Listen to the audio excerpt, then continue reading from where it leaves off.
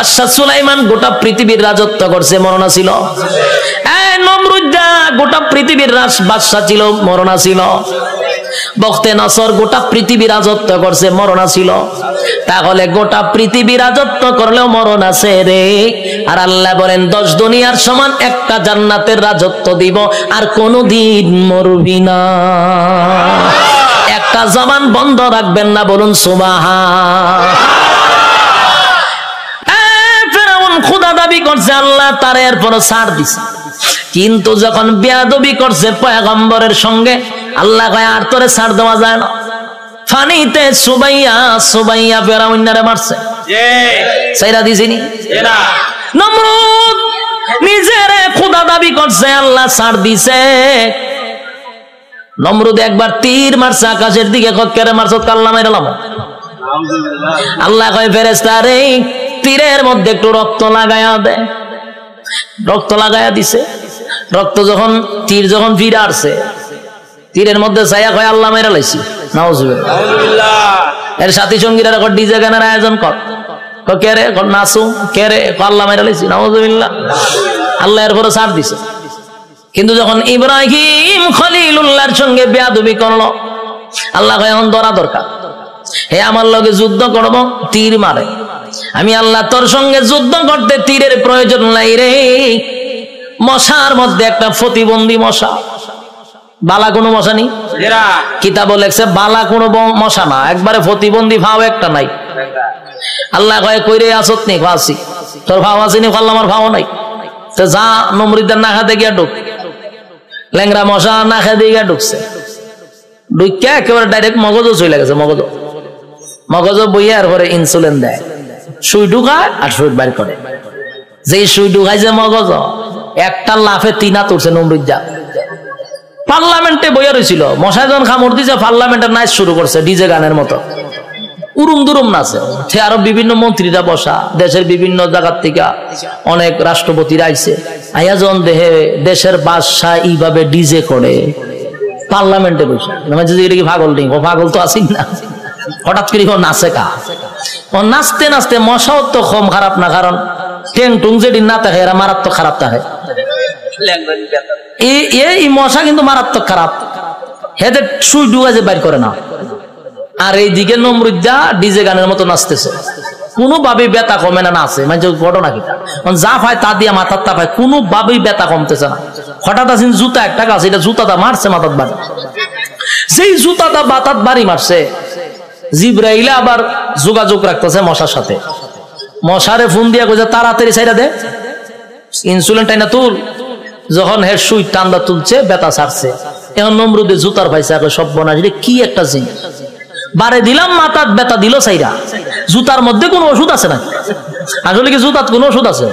এটা আল্লাহ বেজ্জতি করার একটা সিস্টেম। জুতাটা বাড়িছে, ব্যথা কমে গেছে, তার মানে জুতা আল্লাহ ব্যথা কমাইতেছে।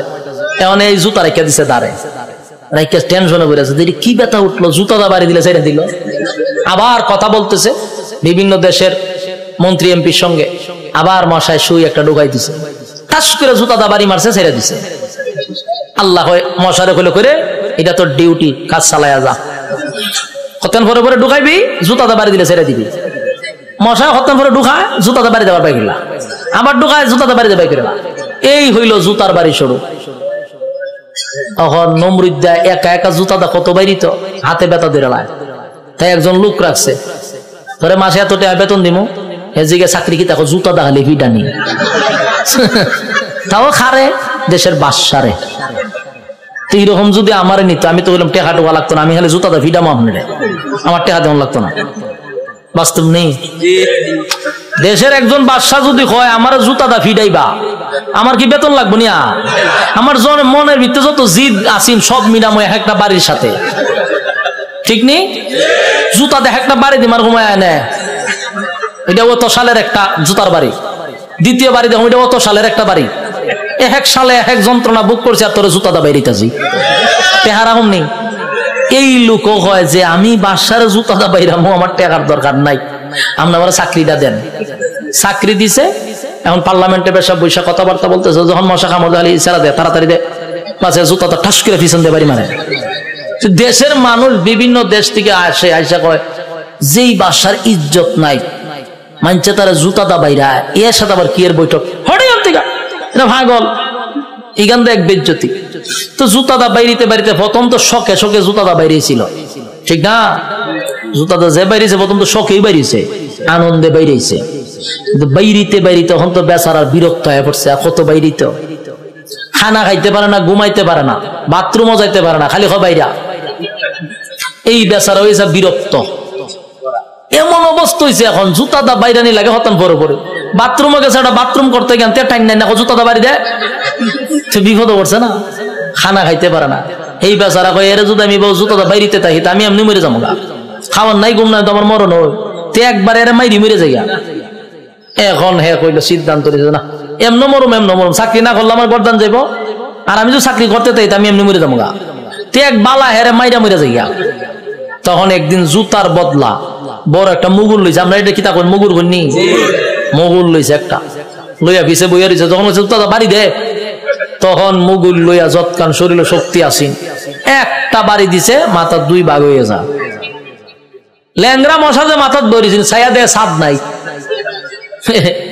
ছাদ নাই, মশায় চিন্তা করবো যেরকম একটা নোংরা পরিবেশে আর বন যায়, মশা গেছে নমরুদ্দা শেষ নি। কার সাথে পাল্লা লইছিল? আল্লাহ মারছে কেমনে? জুতা দা ফিডাইয়া মারছে।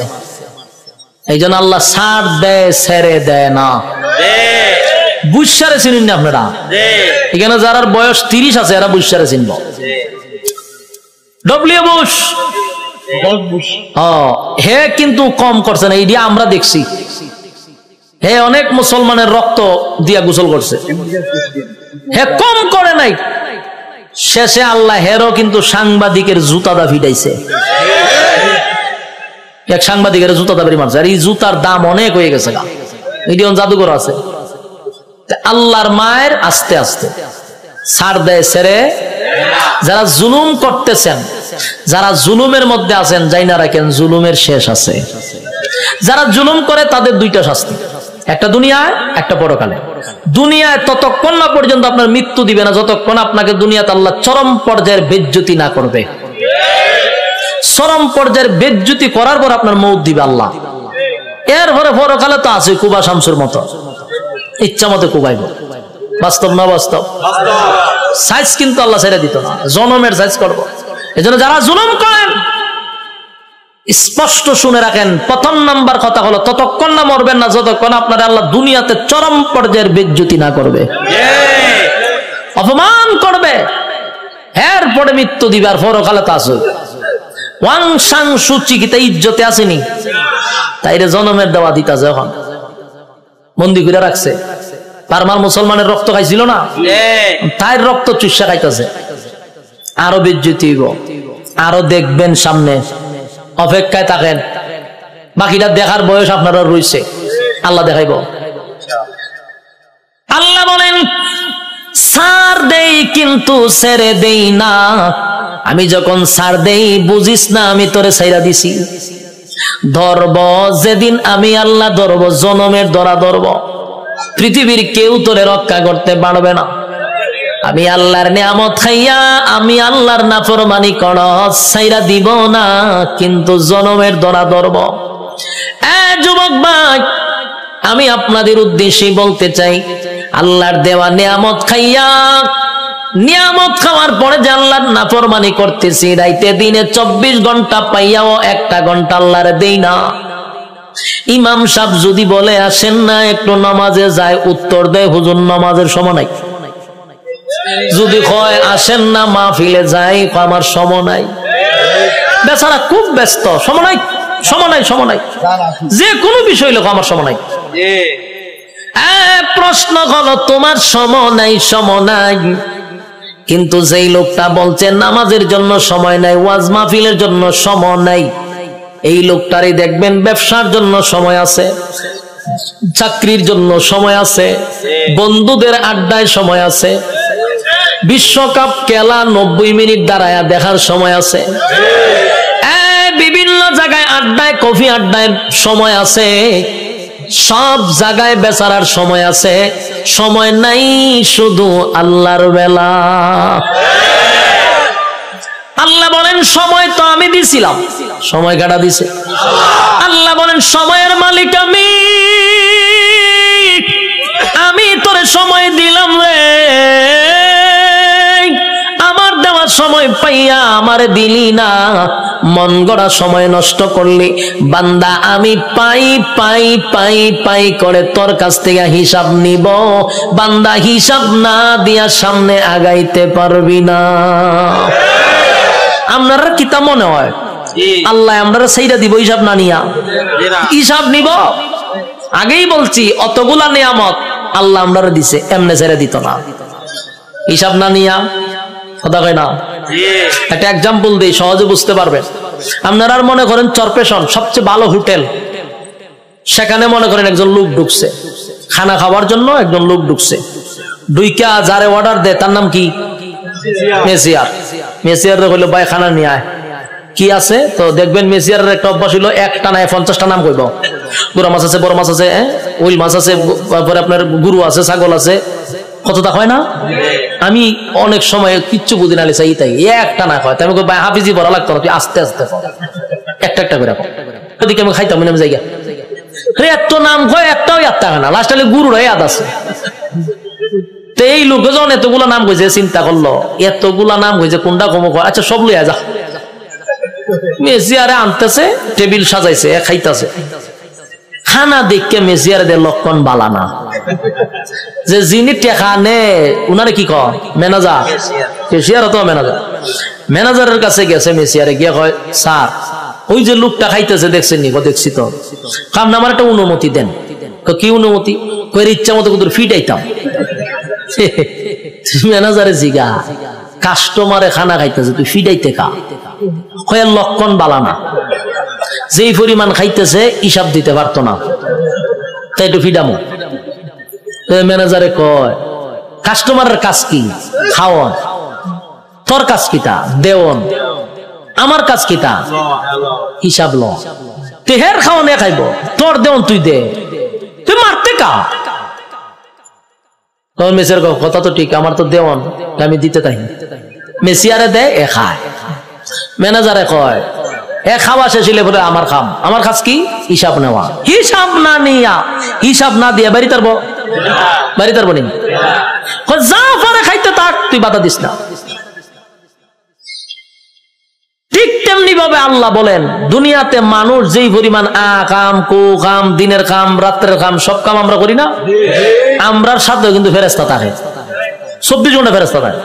আমরারই কাম কু কাম দেখে ফেরেশতারাও আল্লাহর কাছে কয় আল্লাহ একটু অনুমতি দেন। কিতা কয়? এর একটা আসার মাইরা জাগাত মুতায়া লাই। আল্লাহ জিগা ঘটনা কিতা? বলে যেই পরিমাণ করতা যে হিসাব দিতে পারতো না। তা আল্লাহও বলে তোর কাজ, এর কাজ আকাম কুকাম করন দেখুন লিখতে রাখুন, আর এর কাম যত আকাম কুকাম করতে পারে, তোর কাজ কিন্তু ফিডন না। তোর কাজ দেখতে থাক, লিখতে থাক, যত কিছু আছে সবকিছুর হিসাব হইব আমার কাছে। বন্দা যা পারে করো, হিসাব না দিয়া সামনে আগাইবার কোন সিস্টেম নাই। হাসরের মাঠে আল্লাহ হিসাব নিব পাই পাই কইরা, সাইডা দিবনি।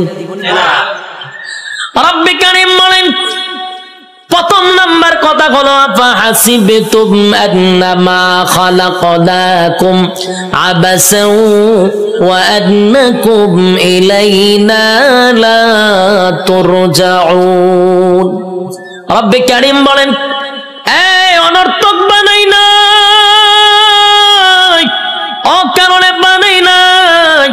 দ্বিতীয় নম্বরে আল্লাহ বলেন ওয়ামা খালাকতুল জিন্না ওয়াল ইনসা ইল্লা লিয়াবুদুন। রব্বে কারীম বলেন 2 নাম্বার হলো তোরে বানাইছি ইবাদতের জন্য। 3 নাম্বার আল্লাহ বলেন বান্দা তোরে বানাইতে গিয়া ওয়ালাকাদ কাররামনা বানি আদম, সমগ্র সৃষ্টি জগতের মধ্যে শ্রেষ্ঠত্ব দিছি। 4টা কসম করে বলছি বাংলা তোর থেকে সুন্দর আমি আল্লাহ কাউরে বানাই নাই, তোর থেকে সম্মান আর মর্যাদা আমি কাউরে দেই নাই।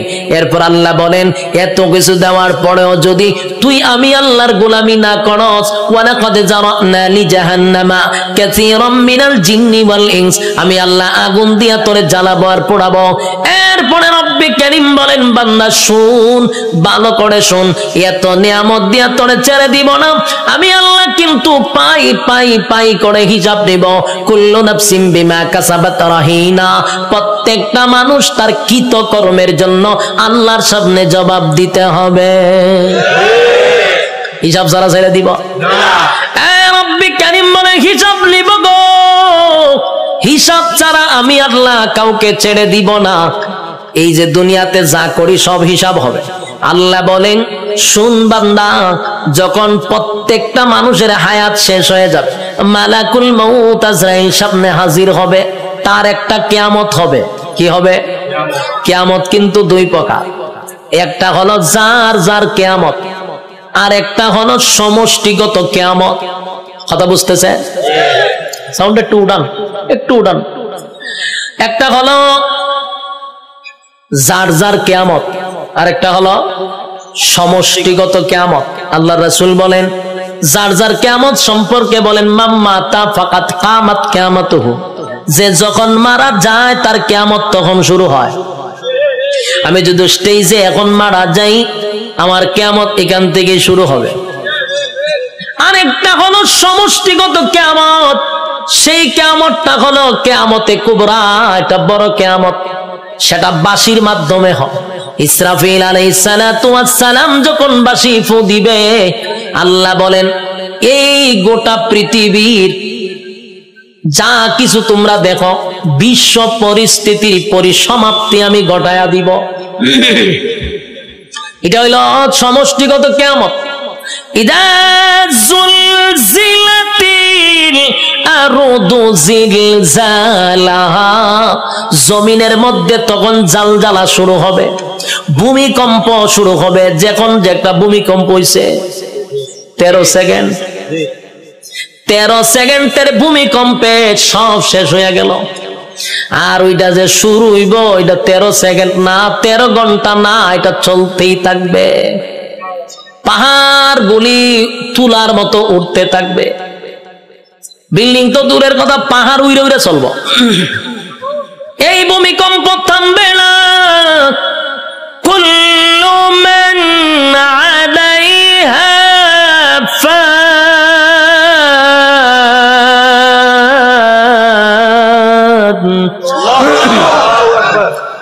ওয়া ইয়াবকা ওয়াজহু রাব্বিকা যুল জালালি ওয়াল ইকরাম।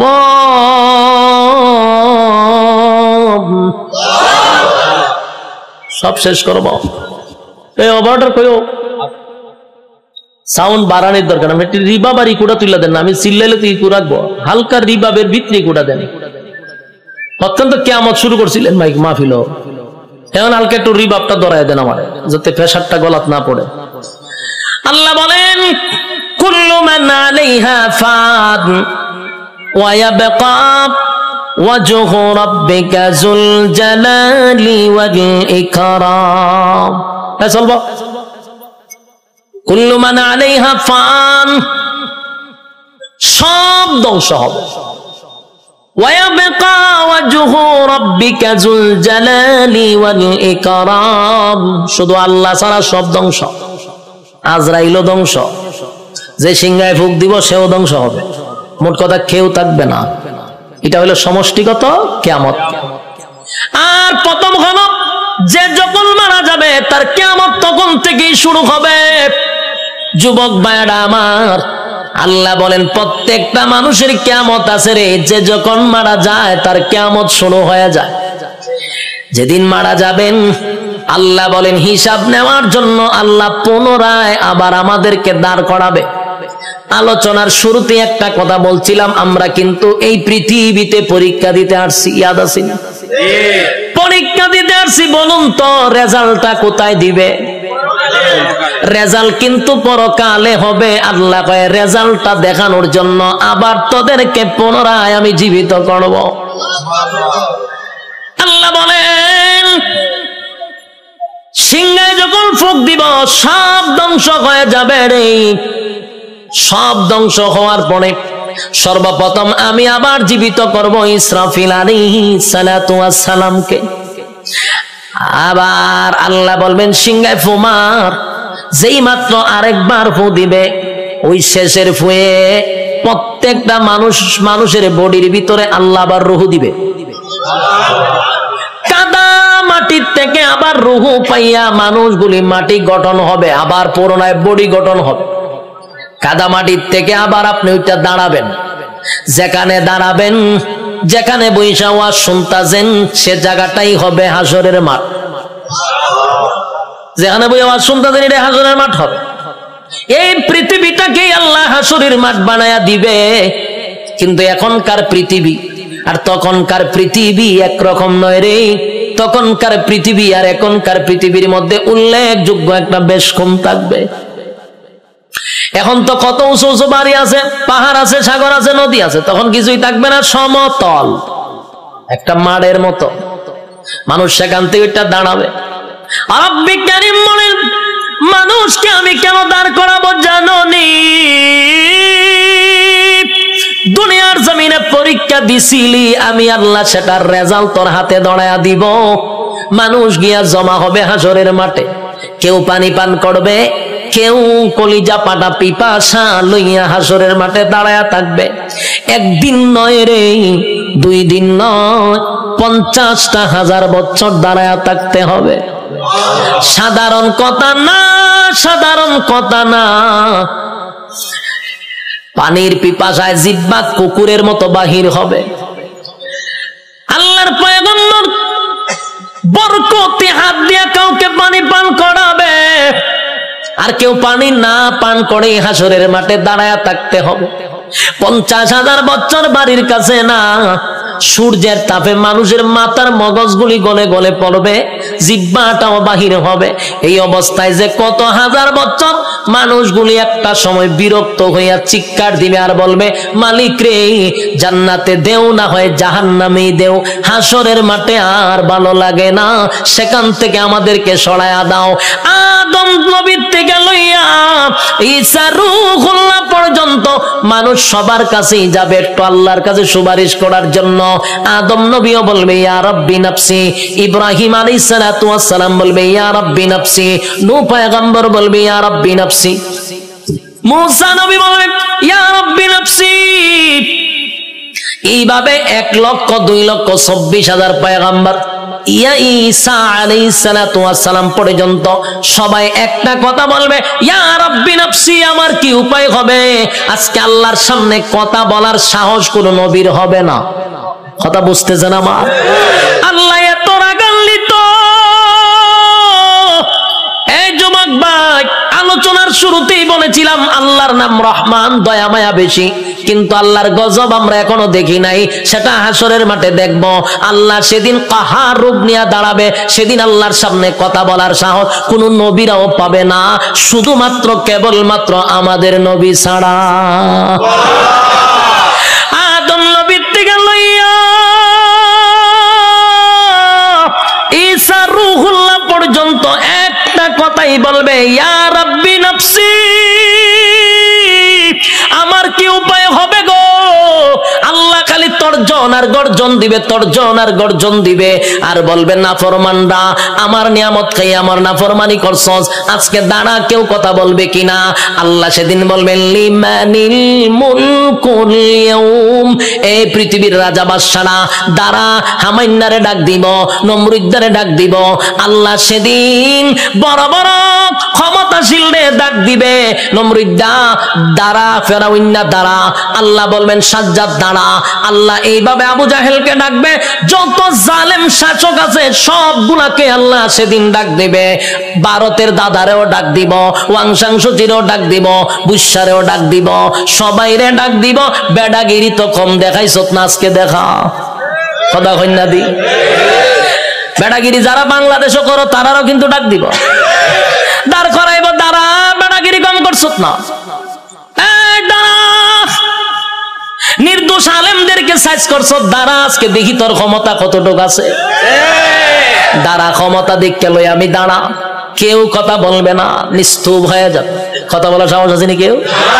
এখন এনে কত বেড়াগিরি, এখন বেড়াগিরি অভাব নাই, সেদিন কেউ কথা বলবে না, কেউ কথা বলবে না। আল্লাহ তখন নিজেই কইব লিল্লাহিল ওয়াহিদিল কাহ্হার, আজকের একমাত্র ক্ষমতা আমি আল্লাহর। এই ভয়াবহ পরিস্থিতিতে কেউ কথা বলার সাহস পাবে না। আল্লাহ নিজেই কোরআনে বলেন ইয়াউমা ইয়াফিরুল মারউ মিন আখিহি ওয়া উম্মিহি ওয়া আবি ওয়া সাহিবাতিহি ওয়া বানি। কিয়ামতের মাঠটা এমন হবে, মা তার সন্তানের পরিচয় দিবে না, সন্তান মার পরিচয় দিবে না, বাবা তার সন্তানকে চিনবে না, পরিচয় দিবে না, চিনলেও পরিচয় দিবে না, ভালো করে চিনবো পরিচয় দিত না। স্ত্রী তার স্বামীর পরিচয় দিবে না। কেন দিবে না? একটা নেকির কারণে। যদি আমার কাছে নেকি চায়, কেউ কাউরে পরিচয় দিবে না। সেদিন কি কোন পীর সাহেব তার মরিদানের পরিচয় দিব? কথা হয় না? দি ফিররা গিয়া কি মরিদানে তালাশ করবো? ফিরও বলবে ইয়া রাব্বি নাফসি। সাধারণ জনগণ যে স্লোগান দিবে, ফিরও সেই স্লোগান দিবে, কারণ ফিরের ক্ষমতা দুনিয়াতে আছে গরু ছাগল খাওয়ার, কিন্তু পরকালে এই ক্ষমতা নাই। পরকালে ফিডার ছুড়ে দৌড়াইব খালি। যুবক ভাই, কিয়ামতের মাঠে কেউ কারো হবে না। আল্লাহ সেদিন হিসাব নেওয়ার জন্য দাঁড় করাবে, একটা দল ডান দিকে আর একটা দল বাম দিকে। আল্লাহ যার কাছে হিসাব চাইব, রেজাল্ট যার হাতে দড়াইয়া বলবে হিসাব দে, আল্লাহর কসম জান্নাতের গ্রাণও সে পাবে না। আমার কথা বুঝতেছে? আজকে এই কথাটা সারা জীবন ইয়াদ রাখবেন। আল্লাহ যার কাছে হিসাব চাইব, হে কোনদিন জান্নাতে যাবে না। হিসাব দেওয়ার মতো যোগ্যতা কারো নাই। আল্লাহ যারে জান্নাত দিব, বিনা হিসাবই দিব। সুবহানাল্লাহ। যারে জান্নাত দিবে গো, বিনা হিসাবে জান্নাত দিবে। কারণ হিসাব চাইলে বান্দা আটকা পড়ে যাবে। হিসাব চাওয়া মানেই হলো বিপদে পড়ে গেছ। আল্লাহ বামপন্থীদেরকে হিসাব নিবে। দুইটা দলে যখন মানুষ দাঁড়াইব, আল্লাহ তখন ফেরেশতাদেরকে বলবেন নাফরমান গুলাকে জিগা 24 ঘন্টাদের সময় দিছিলাম কোন কাজে ব্যয় করছে, আমি যে যৌবন কাল দিছিলাম কোন কাজে ব্যয় করছে, হিসাব দিত গ।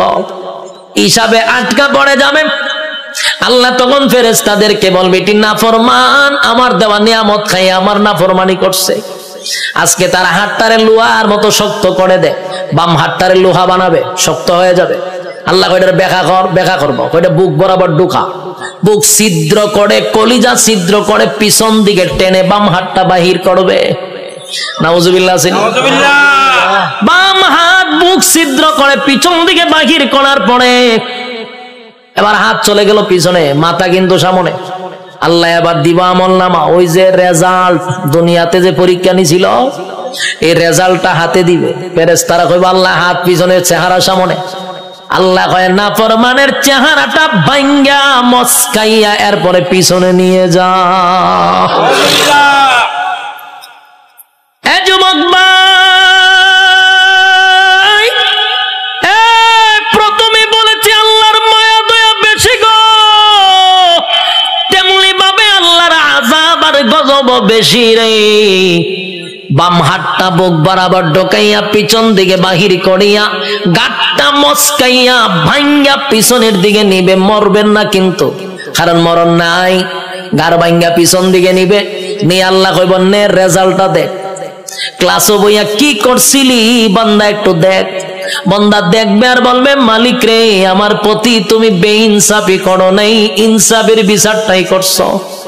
কারণ সে দেখবে যা কিছু লেখা সব তার চোখের সামনে বাজবে।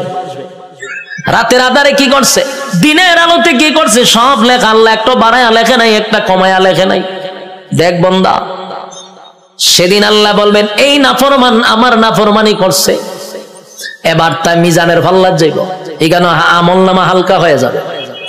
এরপরে যাবে ফুলসিরাতের কিনারায়, সেখানে যাওয়ার পরে দেখবে জাহান্নামটা তার জন্য উৎ পেতে বসা।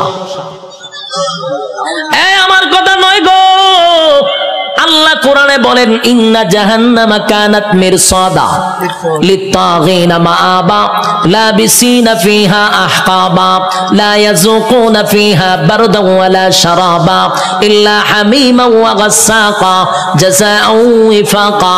আল্লাহ বলেন ইন্না জাহান্নামা কানাত মিরসাদা, নিশ্চয় জাহান্নাম তোর জন্য উৎ পেতে বসা, লিত্তাগিনা মাআবা, সীমা লঙ্ঘনকারীদের জন্য জাহান্নাম, লাবিসিনা ফিহা আহকাবা, এ ভাই যুগের পর যুগ জাহান্নামে থাকতে হবে, লাবিসিনা ফিহা আহকাবা, যুগের পর যুগ সেখানে অবস্থান করবে, লা ইয়াযুকুনা ফিহা বারদান ওয়ালা শারাবা, আল্লাহ বলেন সেখানে কোনো পানির ব্যবস্থা করা হবে না।